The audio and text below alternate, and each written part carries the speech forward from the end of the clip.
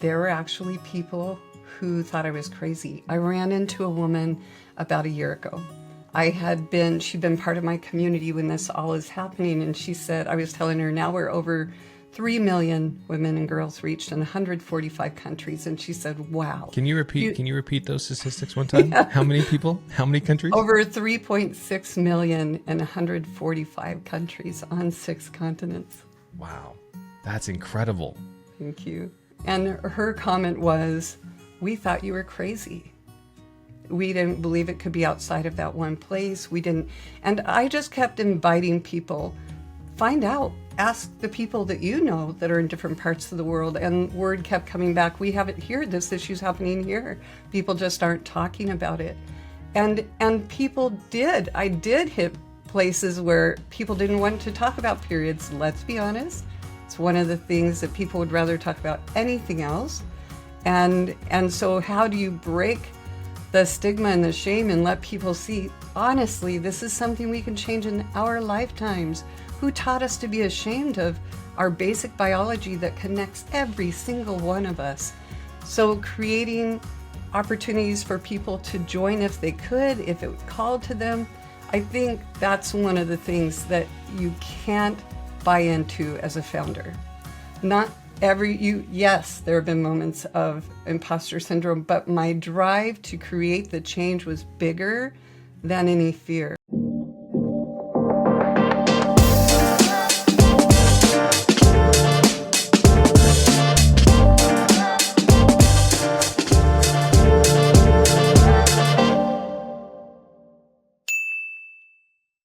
All right, guys, welcome back to a brand new episode of the Hart and Hustle podcast. Now, today, we're going to have an amazing conversation about impact, about change, about meeting needs. We're going to talk about curiosity. We're going to talk about showing up as our best self and leaning into our strengths. I've got the founder today here of Days for Girls International, Celeste. Welcome to the show. So happy to be with you. Oh my gosh, today's going to be an amazing conversation. We need to kind of give everybody an understanding of who this amazing person is who sits across this digital table with me, why you do the work that you do. But I want to hear a little bit about your origin story. If we could go back to you at a young age, was making gigantic global impact something that you were prioritizing at an early age, or what was your early motivation like as a kid? Okay, so let's be honest. I don't think any part of me thought global was in the future. I was focused on survival. And however, I had this amazing experience, which I have to be honest, most of my life I did not consider amazing. I considered it an awful moment that I played over and over again, but it turned out they had important seeds of growth for me. So here's what happened. I was 5 years old, about that age, and I was walking along a pathway. Our family was without a home at that time, and I saw a woman walk up and she threw a half-eaten apple into the dumpster near where we were standing. And I watched the arc of it hit into the dumpster, and I was thinking, could I get in there and still be able to get back out and retrieve that apple? Because this is going to sound like hyperbole, but it had been a while since I'd had fresh food. And so I was pondering that, and I got that feeling on the back of your neck that someone's looking you up and down, and sure enough, she was. And she said, "Where are your shoes, girl?" And I remember what I replied, because I did replay it over and over again in my mind, and I said, "I'm toughening my feet." Now, in that moment, something completely unexpected happened. It was like a mirror turned around, and suddenly I could see what she saw when she looked at me. I could see that to her, I looked small and dirty and barefoot and hungry and all these things. And inside of me welled this feeling, I am not from here. I am not what you see. But before I could even say anything, she had already turned and walked away. But what happened with that moment was this awareness that when people label us or our conditions threaten to be what we define ourselves by or others define us by, that is not the truth. And this feeling that we are way more than our circumstances. So this came over me as a young person, and it had to grow with time, the understanding. And I'm not saying I never questioned myself, but it was this awareness that communities and people are not defined by the circumstance they're in. That's temporary. And so I really have yearned for a long time to help reverse cycles of poverty and to help us focus not on the tough things, but on what we want the outcome to be. And I really feel that that awful moment that I played again and again and considered this woman was Cruella de Vil. I don't know if you ever saw that movie. Oh, yeah. That it actually was like one of the greatest gifts I ever got. Because who gets to be, in essence, asked the question, who are you? And are you your circumstances at such a young age? That's amazing. And it honestly was only a few years ago that I finally realized that truth.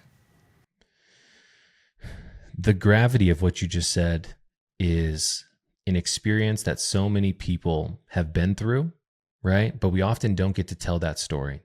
You know, often when I see leaders who have had the impact that you've had, we often think that they come from a place where their story has been unchallenging. They've had an idea, they've been able to have global impact, but you're rooted in adversity and your ability to overcome challenges and think larger than yourself and your circumstances, which in itself might, when we went through it, might have seemed like a curse, but really turned into a blessing is kind of what I'm hearing you say.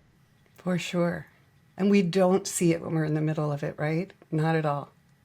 So early in our career, I do want to talk about the amazing work that you guys do at, Days for Girls International, but what was kind of like our early professional career like in the rest of our journey? So we talk about when we were 5, right? And we came to the realization a couple years ago that we are not our circumstances.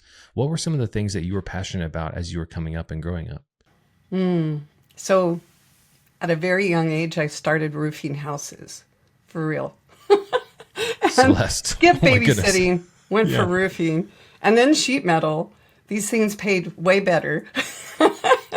And then wanted to focus on electrical engineering. I love science and math. And then my life did a, 360 whirlwind trauma point, and I dropped out of college. And as someone who focused on being a woman of academic skill, this just like, it's easy to fall back into all the early identity traps, right? And yet I'm really happy to say that I married the love of my life, and we built our own future and got to be entrepreneurial and have young children and have an awesome family. And that became my choice of how I was living my life. And I thought that this would be what the fullness of a beautiful purpose was, right? I didn't see, I was 46 years old when I just finished a second master's degree. I later went on to get one in creative writing and literature, a second in global sustainable development. And I had founded a writers conference, as in writing with a pen, and it had become very successful. I thought that was, I'm the luckiest person in the world. I get to have a family and balance that with something I love to do, writing, and helping creative people step up and have opportunity. I was like, this is it. Every morning, I am the luckiest person. I get to create things. And then one day, it blew up. As in, nothing I could do could fix it. Contention was happening, and the reputation I have for helping things come together just dissolved. It was just so strange. And I was upset about this door closing. Here's the truth. If that door had not closed, I wouldn't have been in the place, position, and opportunity to be able to say yes to being invited to Kenya, which is the next stage of my life story, where Days for Girls began. I would not have been able to say yes. But again, this was a really ugly, painful, why is this happening to me moment that turned out to be one of the most important shifts of my entire life. This is a really important conversation to kind of double click on here. Often when we come across adversity in life, we often ask, why me, right? Instead of, why is this happening for me? And that perspective is something that I think we can only gain when we've come on the other side or come out the other side of hardship. Was that something that you've always been able to lean into, or has this been kind of a recent revelation as well? No, I see it again and again. I wish I could say that I've got this for the rest of my life. There are no promises, but I can tell you, I know this for sure. When something horribly difficult is happening, there are incredible miracles ahead. It's just the way it's been throughout my whole life. And if you look at history, if you look at, it's really, for me, one of the secrets has been an attitude of gratitude. To look at life with a sense of, what can I find here that's working? What can I look forward to? What can I learn here? And recognize that any failure is, as we all know, not failure. It's a lesson, a strength, a tool, a resource, if we recognize it and lean into it that way. What we focus on comes into focus. It affects our perspective. If we can go to gratitude, the faster we can do that, the quicker we can recognize the next opportunity that comes our way. So that's what I'm good at. I'm good at, even my license plate on my car is GRATA2D. Gratitude. I knew I was going to love you. Okay. So this is an important topic because, I very personally have gotten a lot of flack in my life for being positive and optimist. I've even been told that I am toxically positive. But one of the things that I've recognized, my exact reaction, was in times of hardship, we have a choice to make. Now, we can either lean into the uncertainty, the doubt, the fear, or we can choose to say, what am I going to do now? And look at the optimistic side. So I've been messing around with a framework called practical optimism. Life comes at us a million miles an hour sometimes, but we always have the power to choose and look at the situation on the bright side. And I've been trying to hammer this home for people who say, you can't always be optimistic. You can't always be positive. I disagree. I think that there's a place to be positive, optimistic, but it gives me the power to make decisions on how I'm going to navigate my life. Absolutely. And here's the difference, I think. I think if you can feel your feelings, because I'm with you, if you can feel your feelings, acknowledge them, get curious about them, go, literally even that breathing out breath of is neurologically a real help. But if you can get curious and go, this one hit hard. I am in grief. This feels horrible.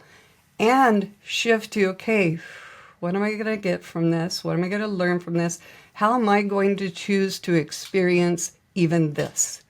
And that's where the power is, to choose. Okay, I can be miserable. Here's the threat. You clearly understand. Our amygdala is really good. That part of our brain that helps us stay safe, that first responder part of our brain, it's really good at setting up clear, flashing, alarming safety lights. Like, don't go this way. Stay in the normal lane. When there's trauma, scary things, hard things going on, if you allow yourself to stay in that state of fight or flight, to let that be your new normal, we're back to what you focus on comes into focus. You're going to get more of that. It's going to be harder, and you're going to be in fight or flight instead of create, instead of heal, instead of prosper forward, instead of learn, instead of on purpose. So your way to choose, we get to choose. That's the bottom line. It's not that you're being blind, right? It's not that you're being ignorant. It's not that you're saying everybody just smiled. It's not that at all. It's like, feel your feelings and choose. You get to choose. And the default is going to be fear, is going to be I can't think straight, is going to be all about the things you don't want in your life, the boundaries, and not the purposeful hope. We're talking about like an underlying authority to make our lives what we choose to be. And this is a beautiful part of this conversation. I even started to get like a little emotional there when you were talking. I felt like Often in the world that we live in today, we've seen the optimization towards negativity because it gathers our attention, it draws us in. But when we talk about being an optimist and being positive, there aren't a lot of people who are truly yelling from the rooftops and talking about this choice that we can make like we're talking about here today. And that's why I love having people like you on the podcast, because more people need to hear this perspective because it's so healthy, but also puts you in a position of power at the same time.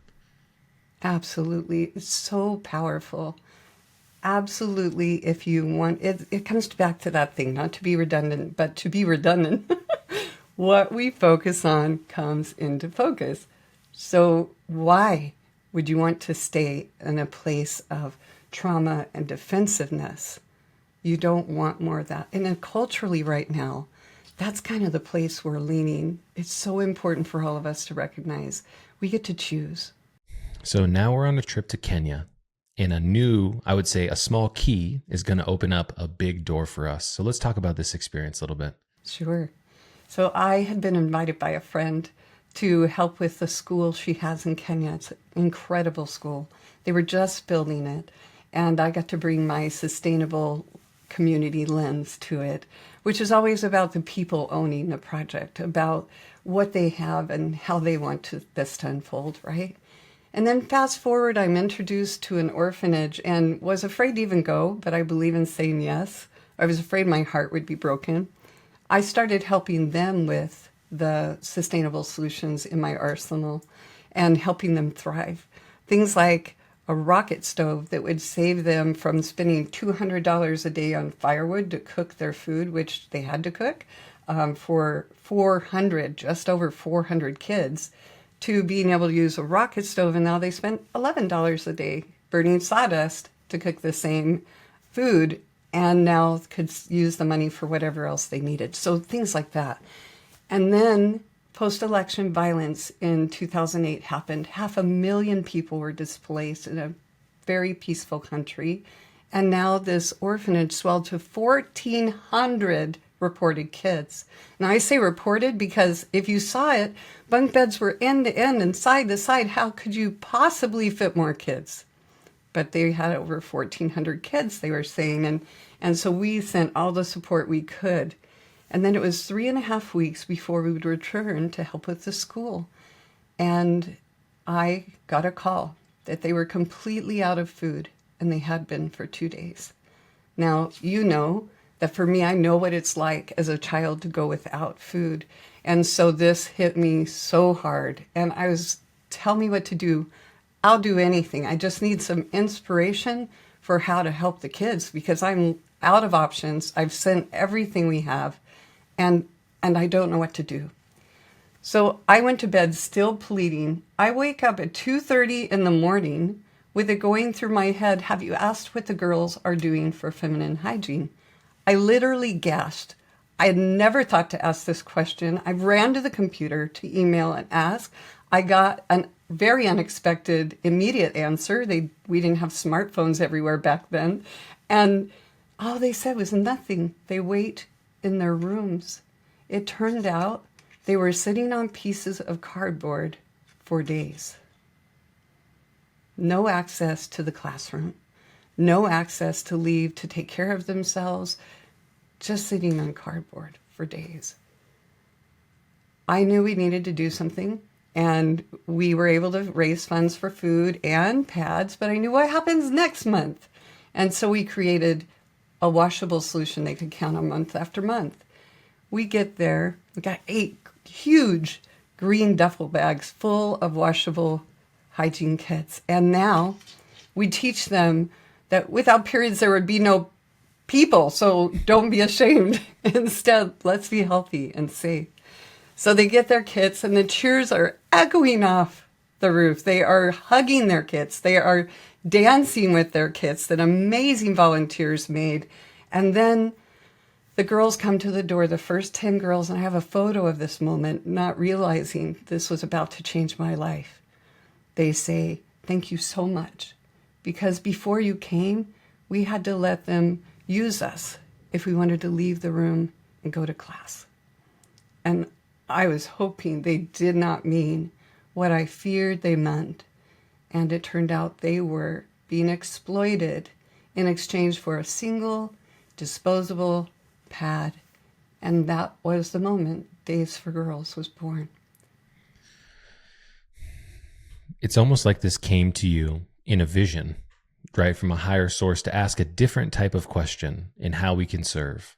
So from sending that email to getting the automatic response to showing up with the green duffel bags, what is the process like of creating a washable feminine product? And how long does it take for you to be able to take action like that and provide so much value? First of all, you have to know that, ironically, I sketched out the design on the trunk of our car on a napkin. I'm sketching it for a friend. Okay, this is what I think we should do, because I couldn't find any patterns at the time, and I couldn't find anybody teaching what periods are. I couldn't find that I could use at the time there. So I innovated it, and here's the important thing to know. It was a terrible design. And I could say that because I designed it. They were white, and who wants to hang some stained menstrual product in their front yard? Nobody ever. But I didn't think of colorful, that they were made with many layers, so it would be difficult to rinse and wash them. It would take a long time for them to dry. I didn't think of that, but what I did know is that when you are creating a solution and presenting it, you need to listen. You need to listen for feedback and respond to it. So today it's been through more than 30 iterations, this process. It won 2 U.S. patents for its genius, and it works around the world. It's innovative.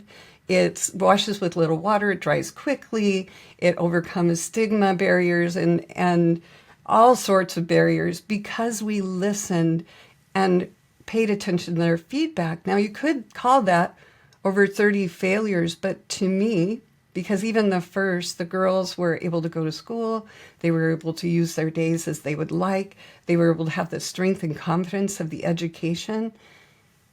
You can see that the wins or the losses, or you can go, look at how much we've learned. Let's keep doing better. And I refer to this as tenacious flexibility.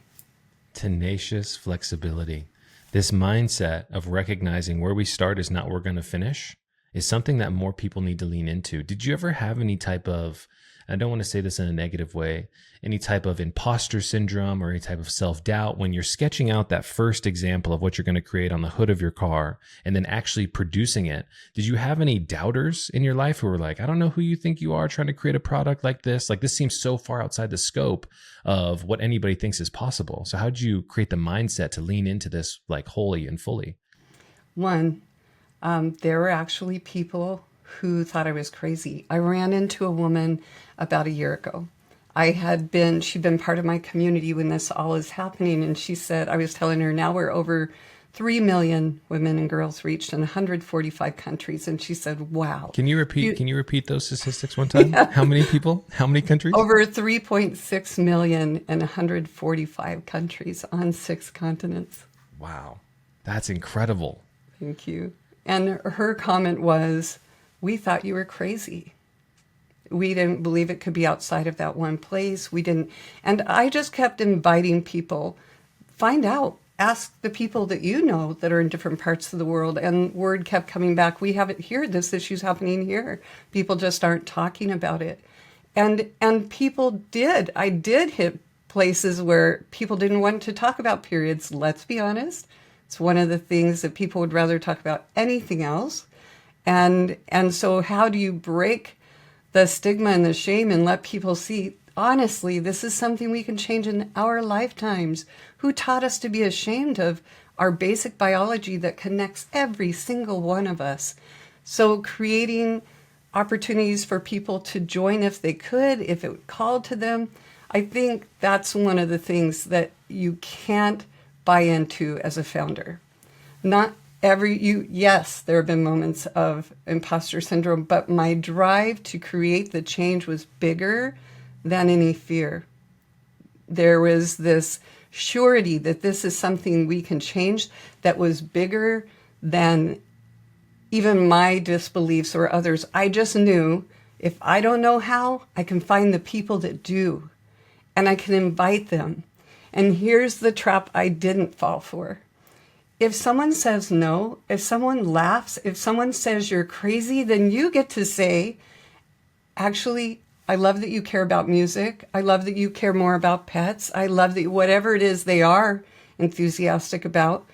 And next, like, don't even lose a shred of energy, just like the woman with the apple. You can buy into that up and down look, or you can say, I know who I am next. I'm just looking for the people that want to join in, and don't waste any energy on those who question, those who think it's crazy. The pop singer Mike Posner has an amazing TED Talk about 5 keys of happiness or something similar to that. And he has a comment in it that is not all great ideas are good. No, sorry. Not all crazy ideas are good, but all good ideas are crazy. So if you start getting that, I don't know about this, I don't know if I can do this, lean in. Go ahead, be a little crazy. How else can you do this? Can I add one other thing that helped me not fall for imposter Celeste. syndrome? Okay, here's what it was. I invited people to look ahead to future forecast. It's 10 years from now, and we have already reached every girl everywhere, period. How do we do it? And they kind of blinked and said, what? I said, see these big white sticky posters? I want us to fill them with the things we did to succeed. It's 10 years from now, and we already reached our goals. Who did we talk to? How did we do it? What kind of feelings did we have? What kind of connections did we make? What kind of ways did we interact with in the communities we're serving? How did we do this? And then shift, and then you reverse engineer and just take the next best step. How did you come up with that framework? That is not a natural mindset or a framework that we put ourselves in often. When we think about these big ideas that we have, we often think that they're so far on the horizon that we fail to reverse engineer the process, which makes it tangible for the human mind to say, if we can get here, then we can get there, which is really challenging. So how did you come up with that? I don't know that I recall that.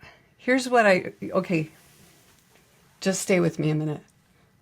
I don't think time is what we think it is. I think time is this beautiful construct of our experience in this amazing earth journey, right? If that's true, if you happen to be someone that could go with me on this, we could talk about my whole, but do you know physics does not even, the laws of physics does not necessarily agree that time is even a thing? That 100%. Some communities, places time. Some communities, it's people that are time. And in our culture, we're very linear with time, right? And that can have great things for meeting together and doing things together. And here's the truth. If time is not linear, then might we have already accomplished the things we're setting out to accomplish? Might it be that some people you meet and you feel like, gee, I feel like we've met each other before? Might it be that maybe we've walked part of the journey or seen it? And now, regardless if you believe that or can even go there and stretch there, what if you decided, yeah, I already did this. I already accomplished this thing that my whole heart sings as possible. Whatever that is, small, big, in your personal life, in your community life, what if we already did it? Then I'm just walking there. I'm just taking the next best step. What will be my next step? And what will be my purposes in my life? Because it's all about the choices you make. It's all about what you're going to focus on. So what if you already did it? Man, there's so much grounded truth in this. You know, I've been thinking a lot recently, specifically about the biggest regret that I think I will have when I am 75, 80 years old is going back and thinking of and wondering why I didn't enjoy the journey more. You know, often we put so much stress on ourselves, so many stories of self-doubt if we're going to actually get there. But guess what? We've gotten there every single time. And it's the story, it's the energy that we put into our thoughts that makes the ride enjoyable in itself. And, my father has always had a saying in my life. He said, this too shall pass. And it's an interesting perspective to think about. If you believe in fate, if you believe in everything that we're talking about here today, shouldn't you put your energy into the things of actually helping these dreams, these visions come true? Because what if they're already meant to be and we don't have control over the decisions that we make, but we're going to end up exactly where we're supposed to be? It's a beautiful thought. It almost kind of makes me emotional, honestly. Right? And why not? So personally, in our life right now, we've gone through a lot of things, as everyone has. Everyone you meet is going through a lot, right? My husband was hit by an inebriated driver. His car was hit, and it just totaled the car, right? And he's been paying a lot of physical prices for that ever since. And we could be in devastation mode pretty easily, right? And what does that help us? What does that help us? How much better is it to use your energy to focus on what we do have, to focus on the fact that we have amazing health insurance, to focus on amazing vehicular, it was a hit and run. And we have so many amazing blessings in our life. So we get to choose, what do we want? And so in this case, it's not Pollyanna, back to, that's a movie that's all about, I'm just going to be happy no matter what. It's not just that. It's recognizing that we don't have control.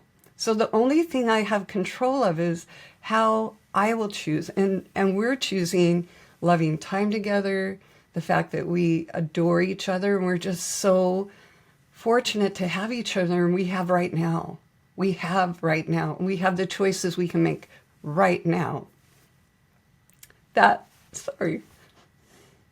is powerful, to be able to do that. I could be lost in grief. I could be losing these days, because we're choosing right now, because we're choosing to focus in a way that allows us more time together. I have many gifts. How we focus means so much. And you can choose to go, I've lost control, or you can choose to go, what if this is perfect? What if we'll be more healthy because we choose more healthy for the rest of our days? What if this is perfect? Then let's make today as much like we want it to be as we possibly can. That's not superstitious. That's not positive mindset alone. That's a choice. That's a choice.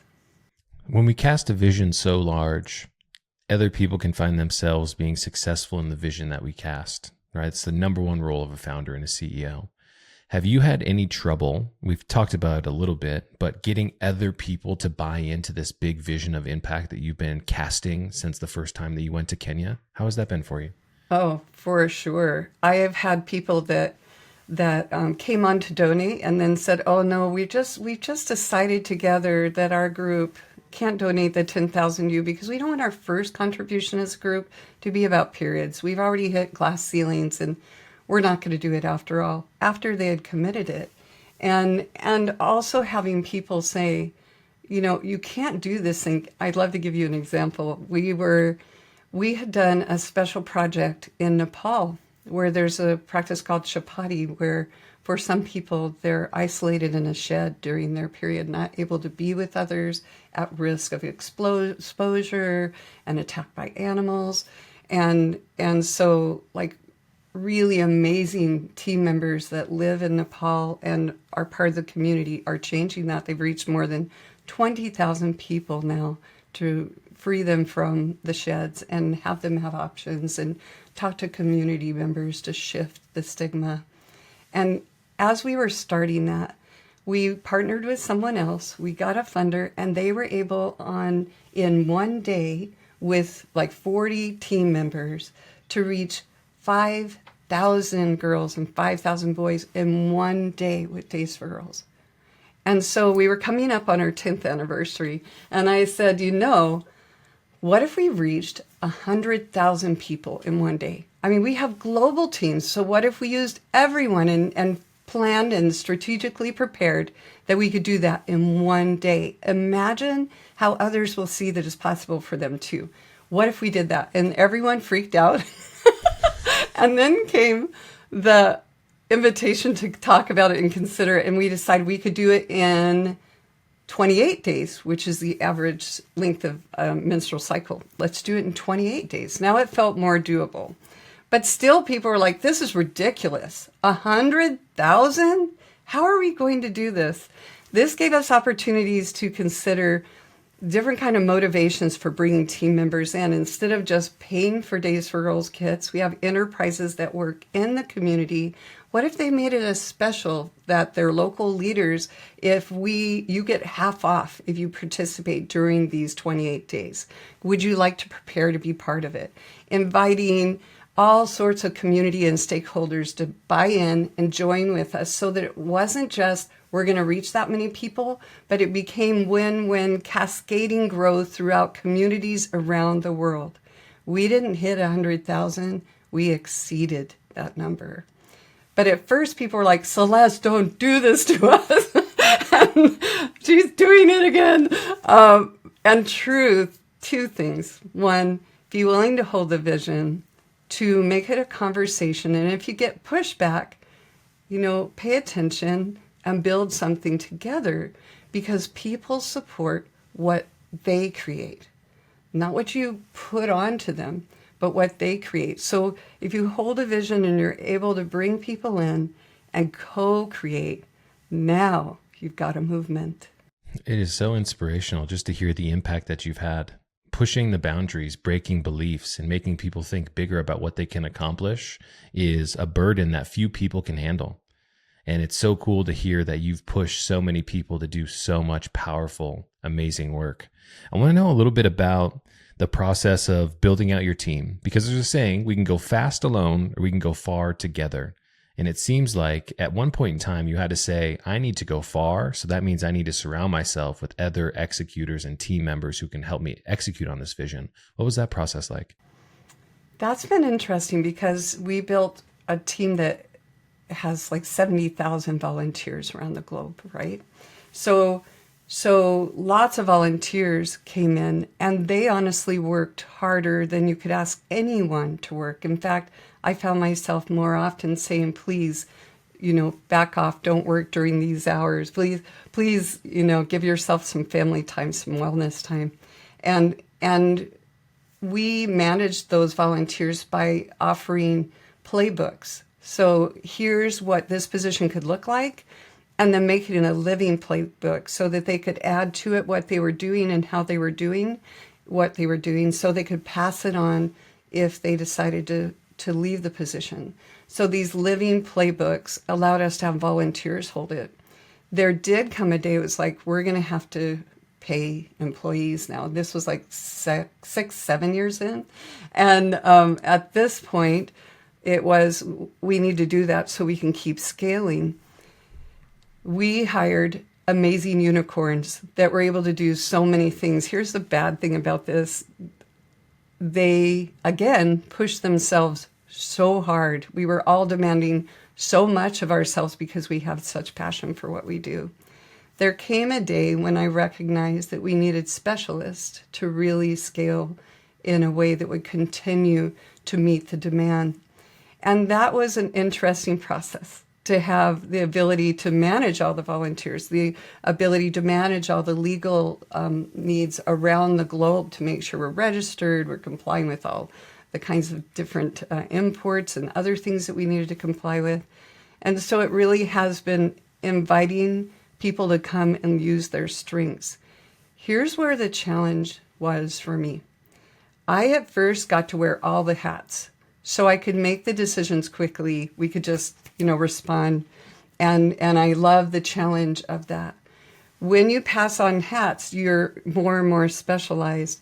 And when you're good at some of the things you passed along, being able to stay in a place of allowing everybody to play to their strengths and stay in their zone of genius is really, really important. And so when we became so specialized that my role was now one of vision and fundraising primarily, and not programs as much, that was a really tricky day. This was a hard place to be. And here's a mistake that I made.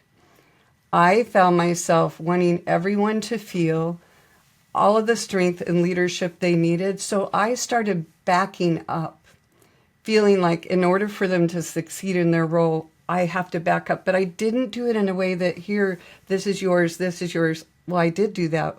What I exceeded that mandate with was I started quieting my voice, trying to make myself, if you will, smaller so they could feel bigger in the room.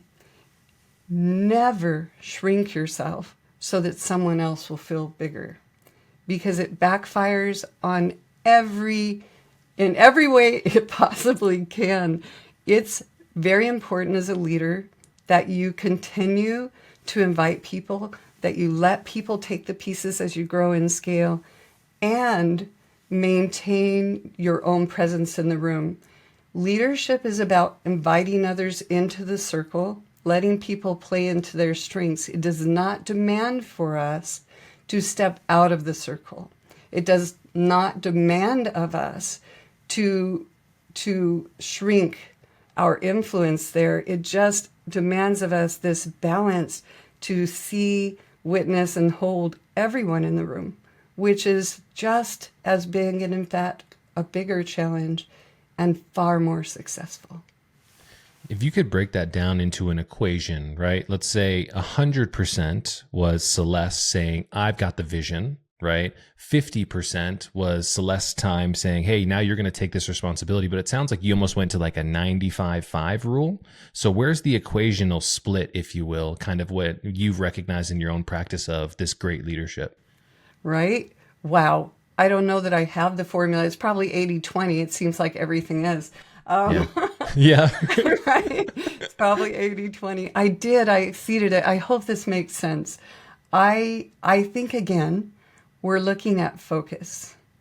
I shifted my focus during that small season from celebrating the possibilities of the team and the possibilities for our next to and our present, and that balance, to focused on how to make them all feel comfortable in the room in a way that didn't include myself in the room.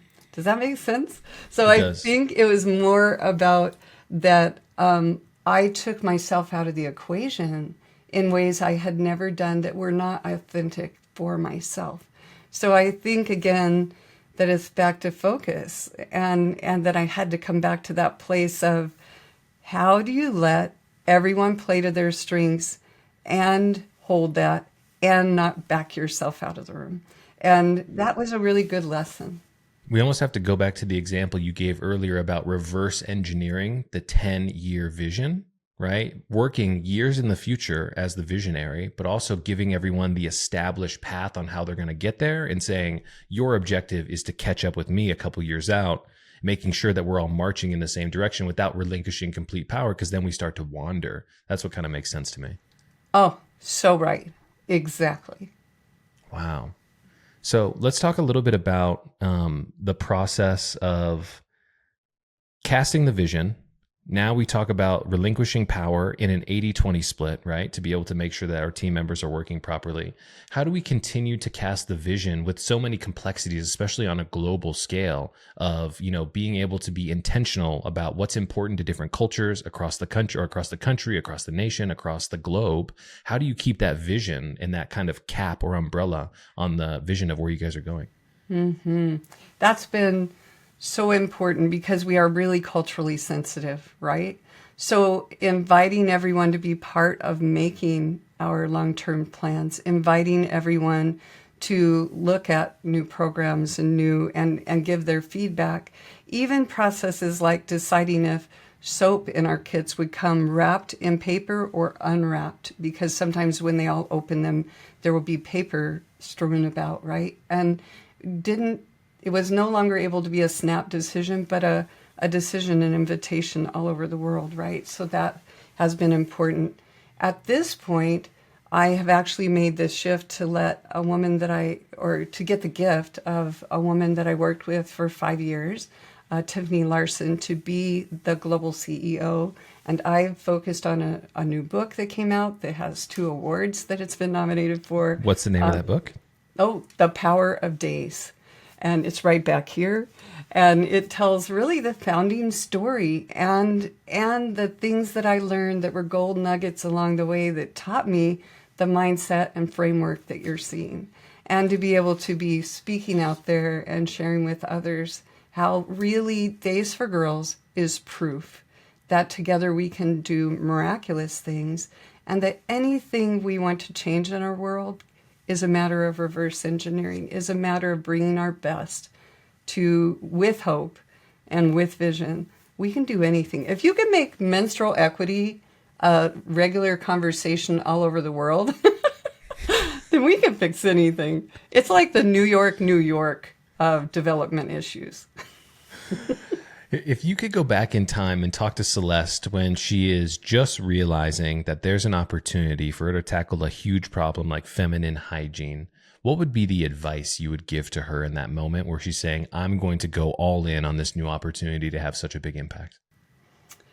I would say get legal earlier. I didn't see that as important.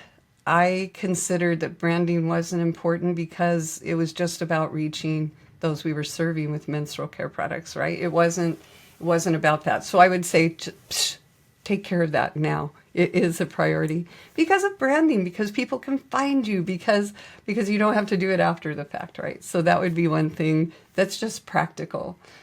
Other than that, I have to admit that I feel like the journey has been miraculous, remarkable. The people that I met along the way everybody joined in, the way everyone has been just all in to help change this has been remarkable. So I think I would say, go Celeste, go. Just keep on staying on that vision. I think it's really interesting to think about how much power we actually have. I think if you've accomplished great things, you've also recognized at the same time that you are so much more powerful than even you think you can be. And with a global impact like you've created, thinking about that 5-year-old girl who had that tough moment, thinking about that apple to where you're at now, it's an amazing journey. And I want to say thank you so much for sharing it with us here on the podcast, Celeste. It's been wonderful. Thank you for this conversation. One of the traditions that we have here on the podcast is having our previous guest ask a blind question to you. Now, this is an amazing CEO and leader out of Georgia who does a ton of work in, youth advocacy and helping foster children and things like that. Her question was, how do you ensure that your organization remains adaptable and responsive to the communities that you serve? Oh, such a good question. So this is hugely important. We do that by making sure that as soon as we can, we pass the reins to local leaders. From the beginning, local leaders participated in the education, in the process of feedback, so that we would hear how are things working, so that we could respond. If you don't engage those that you're serving at a core level within your mission and programs, then you're going to miss the mark. You're not going to learn that you need to adapt your project or your product. And that has been key, and that's the way to not make it a secondary monitoring evaluation, but a primary part of your activity and actions. Because here's the truth. Keenan, I could not sew 3.7 million Days for Girls kits. I could not do all the advocacy that's happened. So it's really not me. It's the power of we. It's what happens when we decide to trust each other, invite each other into the room, and say, let's go. That's what makes the difference. If you want true change, you don't come in alone. You invite everybody in to join you. Look, Celeste, that's the end of the podcast. Once again, you are an icon. Thank you for joining us. We really appreciate it.